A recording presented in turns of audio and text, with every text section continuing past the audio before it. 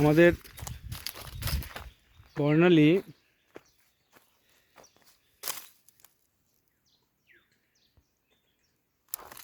মাত্র ট্রেকিং করে এখন জুম ঘরে বসতে পারেন।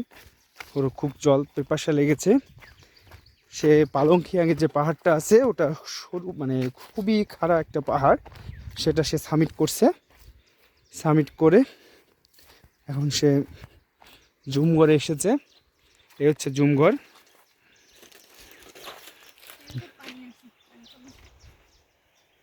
এখানে কি পানি আছে? না, ও পানি